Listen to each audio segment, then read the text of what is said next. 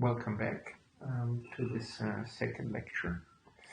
Um, in the previous lecture, we looked at the Born-Oppenheimer approximation, and so we derived a nuclear Schrödinger equation for nuclear motion from the fully coupled electronuclear problem. And this is what I would like to continue, and I would like to derive the classical nuclear equation from that equation. So what we start with is again the nuclear Schrödinger equation in the Born-Oppenheimer approximation, shown here in equation 1. And instead of writing it down in the time-independent case previously, now I'm writing down the time-dependent version of it. Again, here the hallmark of the Born-Oppenheimer approximation.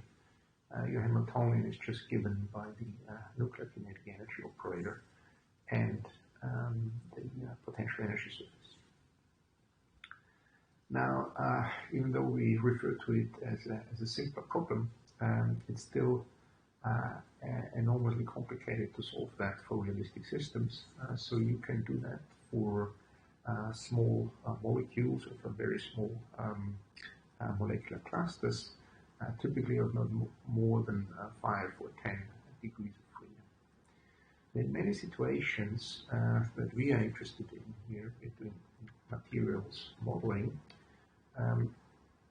it's sufficient to treat the nuclei motion classically. So to go from a nuclear wave function to the classical particle picture. Now the accuracy of the classical approximation improves generally with increasing temperature and with increasing mass of the nuclei. Now in this case, obviously the worst case scenario would be hydrogen or hydrogen bonded systems at very low temperatures. Okay, so how do we go from the nuclear Schrödinger equation to Newton's equation of motion? So many of you have probably seen this, some of you have not seen that, so I will again here give an outline of the derivation. So you start from the time-dependent nuclear Schrödinger equation, the Born-Oppenheimer approximation, and you write down the nuclear wave function for the representation, so you can always do that. So that means you write down your phi as an amplitude A that depends on the nuclear coordinates and time, times a phase factor, and the phase factor itself contains this S that is also a function of the nuclear coordinates and time. Every nuclear wave function can be expressed in this form, so you insert this into that equation 1. And then what you can always do is you separate the real and the imaginary parts. And when you do that, you get these two equations, one for the real part, one for the imaginary part. They have to be independently 0.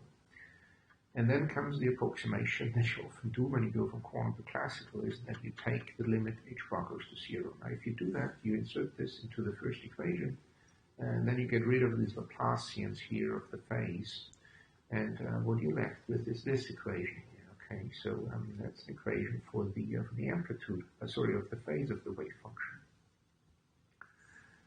And what you can also see, if you recall what you've learned in classical mechanics, is that this equation looks the same as the Hamilton-Jacobi equation of classical mechanics.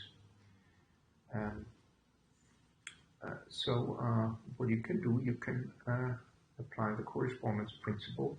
It's usually what we do when we go from quantum to classical mechanics, and identify the phase S with the classical action. And you can identify the nuclear gradient of the phase with the classical momentum. Now if you do that, then you have derived the Hamilton-Jacobi equation.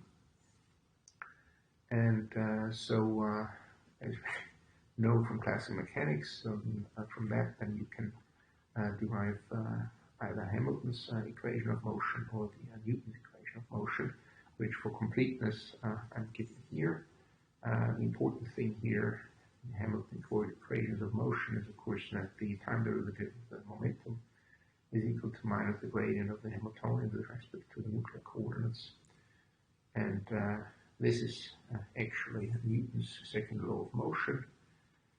So the force, which is nothing else than P dot, is equal to that gradient, which is equal to the gradient of the potential energy surface with respect to the nuclear coordinates, and that's equal mass times acceleration.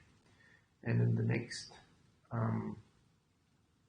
video, I will explain how one solves this Newton equation of motion for a collection of atoms and molecules and do molecular dynamics.